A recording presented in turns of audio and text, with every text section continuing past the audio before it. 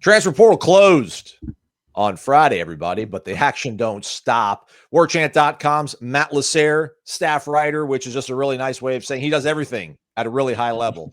It's not a nice way of saying we give you a better title than that, Matt, but Matt's here to break everything down on the portal. You should be at warchant.com reading the premium recruiting board. You know about all of this well in advance, but some people want to wait. It's fine. We appreciate that being here. Hit the thumbs up. That would be cool. All right, Matt. So as I said, the portal closed on Friday, but obviously guys can still jump in if they're transfers or grad transfers, see Marquise and Douglas, and they also can commit afterwards. I don't know if Florida State fans thought that they'd be in a market for a quarterback, but it sounds like Mike Norvell and company wanted one, and they went and got one this past weekend from FSU, home of Jeff Cameron, quarterback Jaylen King. How did this one all come about, Matt, do you think? Yeah, it kind of came about really quickly. He told us when we talked to him yesterday out at Moore that it was only 2 days before the portal closed. So on Wednesday, I guess it's when you can say that it kind of started to come together. And then he took the visit on Saturday. Really pretty quick official visit, just was here for the day. And now we'll enroll in a few weeks on Monday. And I think if you look it up, he was in the portal at ETSU back in November or December. Like, he's been in a while. I think he might have gone back and hopped back in. It's kind of hard. Like, he doesn't even have a profile at On 3. That's how under the radar this kid is. But it's also, he's from South Georgia. He's from the area that Florida State likes to be able to recruit in Charleston County. Had a lot of familiarity with the staff already. He camped at Florida State multiple times, so they knew him. That connection was there. And he kind of fits this new Gus Malzahn offense really well, considering how mobile he is. So it's kind of just a good plug and play. You replace Trevor Jackson. He'll probably be, this isn't confirmed or anything, but if I were to guess, he'd be your scout team quarterback for this year. He had already said when we interviewed him he was going to redshirt, so that would line up and make good sense. He also says he wants to compete for the job after Thomas Castellanos leaves, who they told him he had 1 year left. That's been up for debate a couple times. Okay. So we'll see where it kind of finishes up. Yeah, as you said, from Georgia, so that's obviously a place that this staff is really trying to get their arms around. Also played at Gardner-Webb before he was at East Tennessee State. Played in 10 of the 12 games this past year for the Buccos. He actually started 10 of them. So he completed 116 of his 221 attempts, 9 touchdowns, 11 interceptions, 52% completion percentage. But again, with Trevor Jackson leaving, this kind of sounds like a guy that's self-aware, to your point, Matt, about kind of where he stands and things and is happy with being, I guess, the fourth string guy right now. Mike Norvell happy about getting him on campus, releasing this statement on Sunday morning saying, "I'm excited to add Jaylen into our program and our quarterback room. He has great size, ability, and potential that we look forward to seeing develop in the years ahead. Having played his first years in college, he has the opportunity to compete and grow in a talented room with the possibility to redshirt as he continues to develop."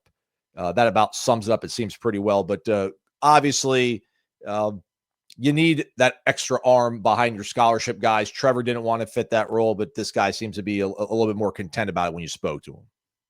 Yeah, and you can never have enough backup QBs, right? We learned that 2 years ago with everything that happened in 2023. So, with having a guy that's competent, who's already played, as Norvell said in the quote, he's played 2 years already. I find it kind of weird that he wanted to redshirt after playing 2 years. Like, I feel like if I was the starter personally, I'd want to stay the starter.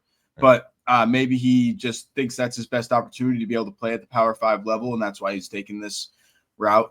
But yeah, he's definitely content with it. Again, he straight up said he wanted to redshirt and that he was already going to redshirt at ETSU this season if he were to stay there.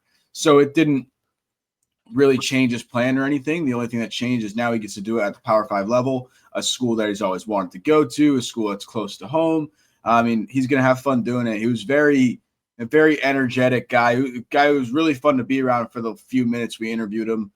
It was really funny was he hadn't committed yet when we interviewed him, but he basically gave us a commit interview because he was like, "Yeah, I'm planning to commit." And we're like, "Well, have you?" And he was like, "No, not yet." So like, shh. And we're like, "Okay, whatever." So it was funny because I was putting on the PRB. I was like trying to not give it away, but also everything he said was about him as if he was already coming. So if you were smart enough, you were able to read between the lines and figure that out. But it was, a good kid to be around. I think he's really content and happy to be here. Yeah, 6'3", 210, good frame on him. Gus likes these kind of quarterbacks, and apparently Tommy's only here for 1 year, and Gus is here for multiple years because he signed a multiple-year contract. We'll see how it all shakes out. Other guys intending to perhaps be on campus here, Matt, because again, things really never stop in this cycle, even with the window having closed. We saw this tweet out there about maybe offensive line is a spot that Florida State still wants to address. Jalen Caldwell coming next weekend. What do we think about that one? Yeah, this one came up last night. That tweet was last night from Grand Valley State D2. Florida State actually tried to go after a guy from Grand Valley State last year, remember, in JVR Suggs in the same another spring portal window. So, yeah, I mean, he's getting a lot of offers like we were talking about before we started recording. You had West Virginia, Mizzou. So, yeah, you're going to be like, oh, it's a D2 offensive lineman, but he's getting all the offers, so you're not the only one going after him. Again, you're looking at a depth. Right now for offensive line, you're looking at depth. You think you have your starting five. Maybe you have some problems, but again, it always seems like every year someone gets injured on the offensive line. As Corey says on Wake Up, it's Florida State, so why won't someone get injured? You just need to get this depth. I think you still have a lot of extra spots. Not a lot. Let's see. I want to say before Marquise and Douglas hit the portal, you were probably at 103. Take him out, and then you add the Jaylen King kid, so now you're back at 103. So you probably have 2 extra spots that you're still looking to fill. You have him coming on a visit in Caldwell, and you also have Raymond from Vanderbilt. So you're kind of looking right there as you probably have a few extra guys that you can add because why not? You have the extra spots now if the house settlement ever actually happens. Yeah, that's a big if at this point, it feels like. Let's see if we can pull our, he is not on PFF. So trying to pull up his. No, they don't got D2 yet there. I mean, FCS come on, guys. Yeah, right. Well, we joke about this. At least we joked about over on Warchant.com's Tribal Council when Marquiston entered his name into the portal on Saturday.